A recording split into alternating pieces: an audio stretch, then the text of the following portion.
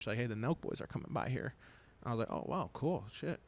She's like, yeah, I'm going to, I'm going to see where they're sitting, and maybe we could go say hi to them. They end up sitting at the table right next to us.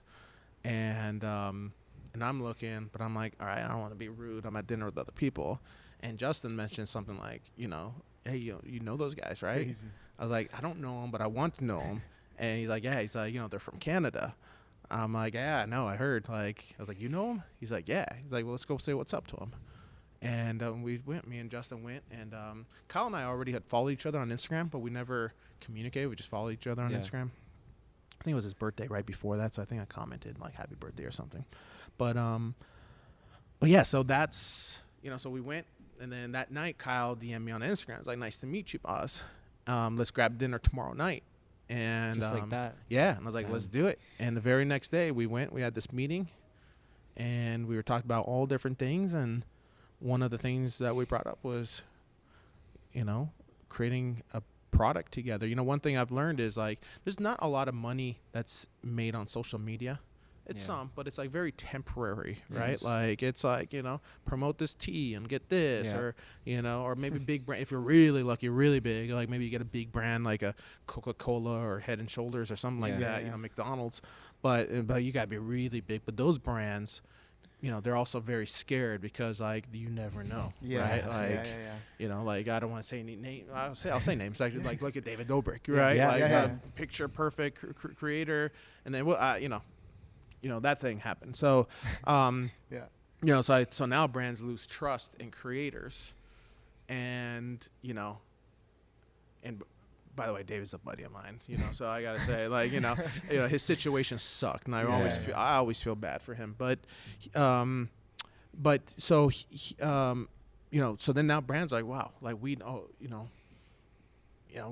we don't know who to trust, like, so the big brands are afraid of creators, so then now you're left with the teas and the the granola bars and these other guys, drinks, the energy drinks and all this other shit. So you guys came through and you're like, okay, we're gonna build the brand built by creators. Yeah, I'm curious. What was it the fact that you could come in and almost kind of do what you want with this massive brand essentially that kind of had you so interested in Full Send and NELK? What was crazy was when we met with Kyle. Like Kyle understood me. Like it's like as if I've never really talked to him about it, but I feel like he maybe.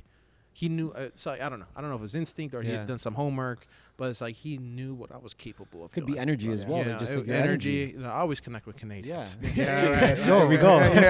So I don't know, but it could. I don't know what it was, but we instantly clicked, and it's like he got me because a lot of people, believe it or not, I think the people who are listening here will understand me because they're either fans of yours or fans of NELK, and they're now both, and they're usually forward thinkers, but most people aren't forward thinkers. So they're like, yo, this guy sounds crazy. Yeah. Like, what the fuck is this guy talking about? Like, what do you mean? Like, I remember, I'll be honest. You know what happened with DirecTV? I never got DirecTV terminated our contract. You were crazy. Shut the fuck up about YouTube. Wow. They terminated our contract. 11 years of fucking innovating for them. Jeez. They fucking terminated. You know what I mean? Like, regret that though. Yeah. I think then they sold after. So the people who did it, I don't even think they're there anymore. But yeah, I'm sure they do. But I'm sure understanding, they see some shit. being with someone that understands your vision is like huge. That's energy. That's being open-minded as well. So that's always been my thing. I've always had to explain myself. It's like, dude, trust me, do this. Trust me, do this. Trust me, dude. Don't want to do that. That person's doing that. It's not gonna work out. Like, don't do this. You know what I mean? But it wasn't like that with Kyle from day one. Like from that first meeting, he's like, yes. It was like we didn't want that dinner to end. I remember that night. But the one thing we got out of it was because we talked about a lot of different things. But the one thing we got out of it, even my brother and I, we talked about after Kyle and I followed up later, was let's start an alcohol together. Yeah. How has that been? Which is like that's hard, bro. First of all, it's difficult. There's nobody.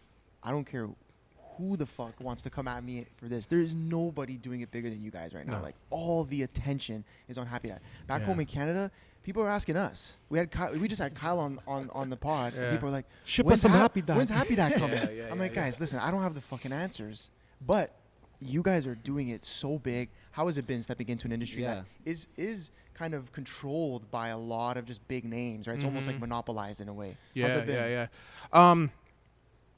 Well, that's also been So it's been great, to answer that question. But to get in more depth, our last year has been, Kyle and Steve and Sammy have done such a great job with marketing, where I've been more on the defensive side of things, because when you're a startup like this and you're going against the big boys, like they're going to do everything to their power to make you go away. Yeah. They do everything. Yeah.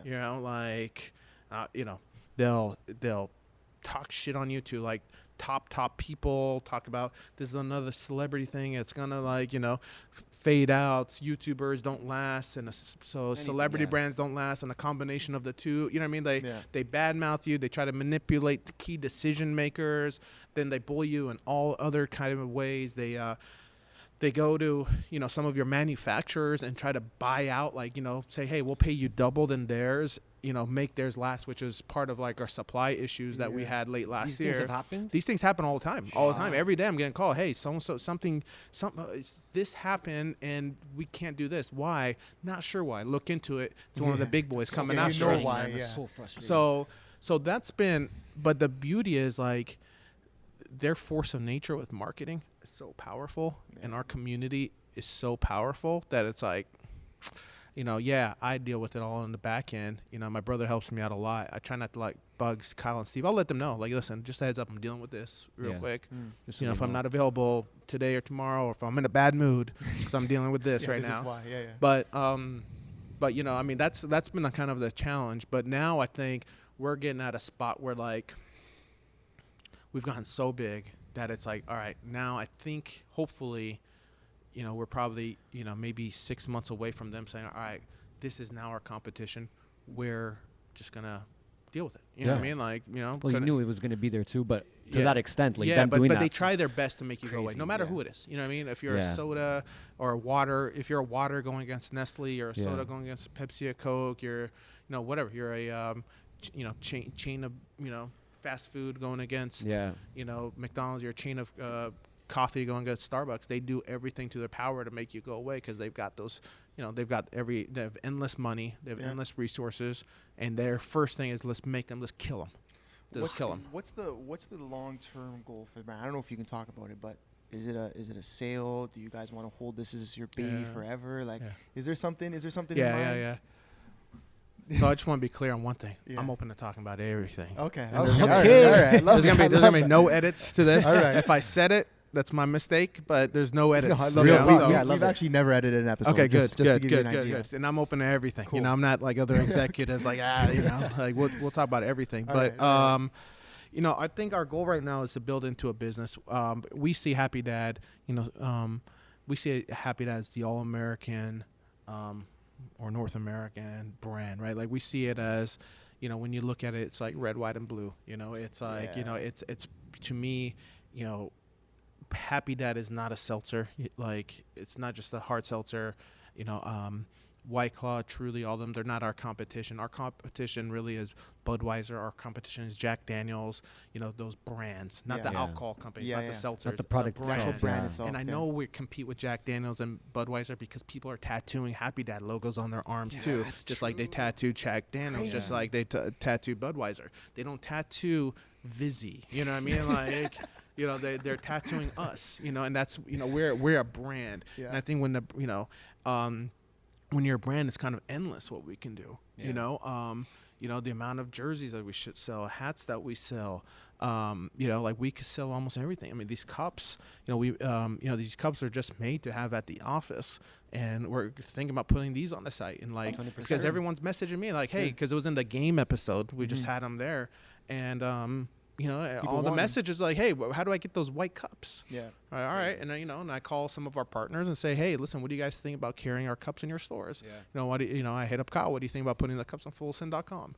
But so even the grassroots approach you guys take, where it's like you're launching a new state, you got the full team pulls up, like that's just different. Like who's doing that? I know. Nobody's.